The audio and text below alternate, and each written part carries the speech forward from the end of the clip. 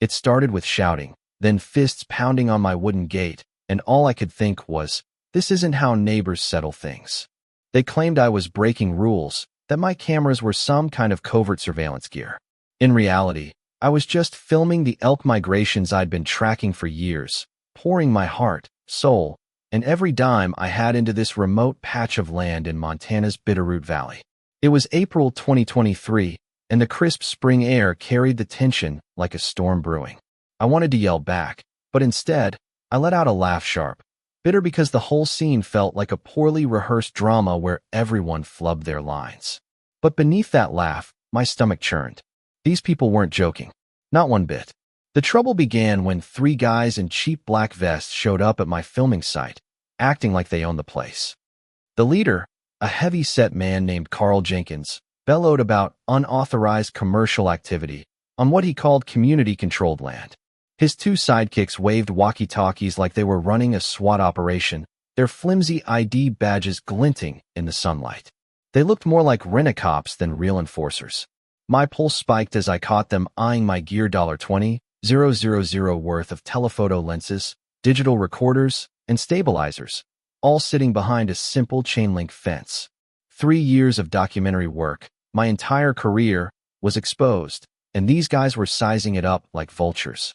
I demanded to see their credentials, but Carl fumbled, producing a crumpled paper that looked like it was scribbled on in a hurry.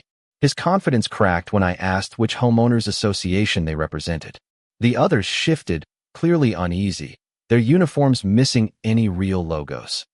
It was all a performance, and a bad one. Carl claimed a woman named Evelyn Carter sent them, waving forms about venue development standards that made no sense for my wildlife project. I flashed my state permit from Montana's Fish, Wildlife, and Parks through the gate, keeping the barrier between us. The permit clearly stated my right to film here for educational and commercial purposes. Carl's face fell as he read it, his buddies crowding in, their narrative unraveling. When they called my zoom lens suspicious surveillance equipment, I couldn't help ITI laughed out loud. If this is spy gear, then my TV's a missile launcher. I shot back, the absurdity cutting through my fear. These guys knew nothing about wildlife filming. Their paranoia screamed ignorance, and I called them out. This land isn't yours. I never joined your HOA, and I never will. Carl's hesitation told me everything. Evelyn was pulling the strings, using intimidation instead of talking like a neighbor. Then the call started. Evelyn's voice dripped with fake charm, switching to cold demands in a heartbeat. She was polished, like she'd done this before, her words laced with legalese and sales pitches. Background noises, papers shuffling. Keys clacking hinted she was working on something big. She sent a slick brochure, my elk habitat photoshopped into a glitzy wedding venue, complete with arches and chairs. Seeing my sanctuary turned into her profit scheme felt like a punch to the gut. She rattled off fees, claiming 18 neighbors had already signed on. Do you want to be the last holdout when this becomes a public venue? She asked, her tone icy. I pushed back, asking for proof of HOA votes or authority. Her evasiveness confirmed my suspicions. This wasn't community governance. It was extortion dressed up as neighborhood improvement. Things escalated fast. A website, oliverwright.org, popped up, accusing me of spying on locals, even kids, with doctored photos of my cameras and fake timestamps. The lies were professional, not some amateur smear. My stomach dropped when the Wildlife Conservation Society called, questioning my permits based on these claims.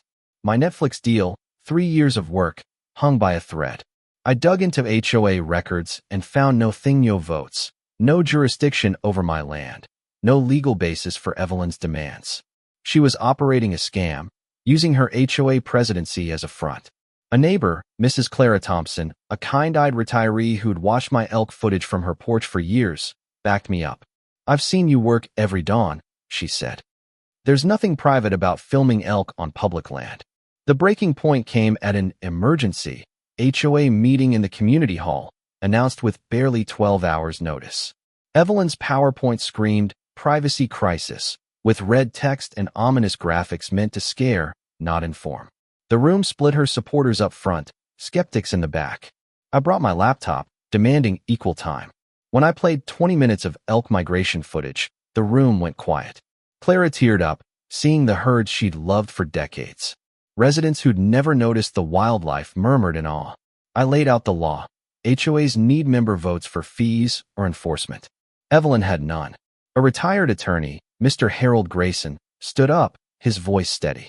"Where are the minutes approving venue rentals?" he demanded. Evelyn deflected, but her supporters started shifting uncomfortably.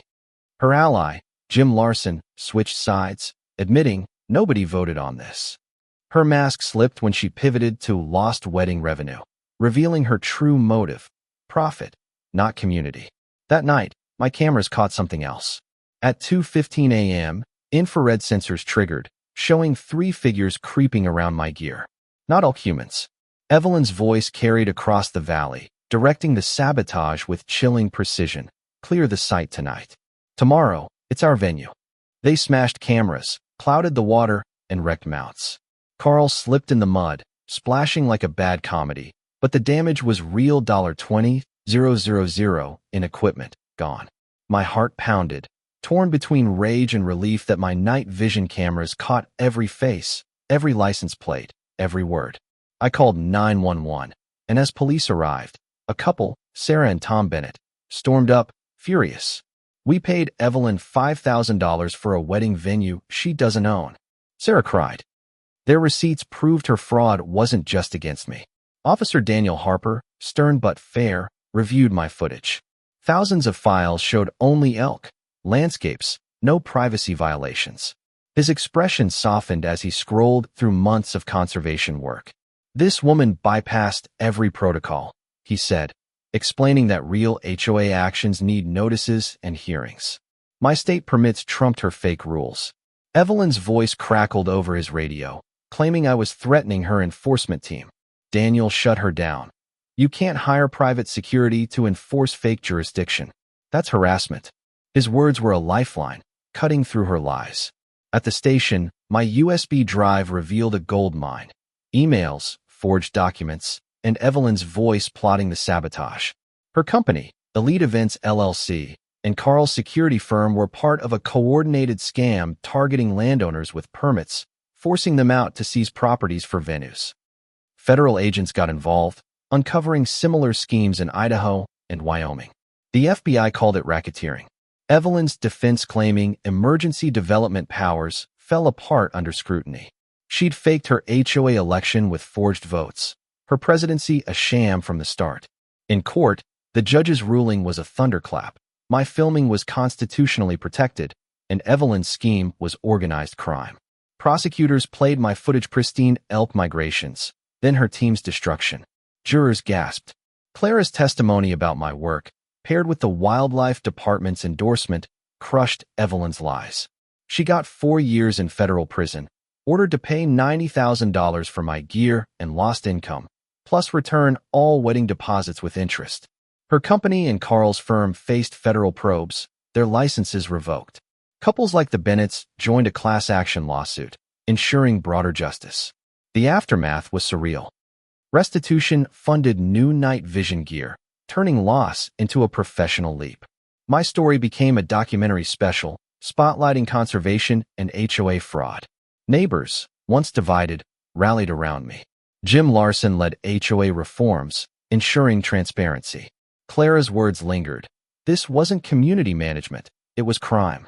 As the judge read Evelyn's sentence, I saw an elk graze by the river.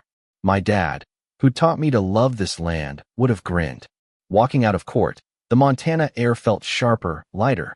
3 years of dawn shoots, sleepless nights guarding gear. It wasn't just about saving my work. It was about standing up to a bully who thought she could rewrite my story with lies and hired muscle. The community saw through her, and now they knew. This wasn't about neighbors bickering. It was about greed crashing against truth. They tried to turn a river valley into a wedding stage. Instead, they got handcuffs, headlines, and a lesson. You can't bully nature or the people who protect it. So what do you think? Would you have laughed in their faces or locked the gate and called the cops? Could you stand up to a bully like Evelyn, knowing your livelihood was on the line? Or would you have paid her fees to avoid the fight? Drop your thoughts below, hit that like button, and subscribe for more stories where truth takes on greed. Because sometimes, Locking the gate and rolling the cameras is how you win.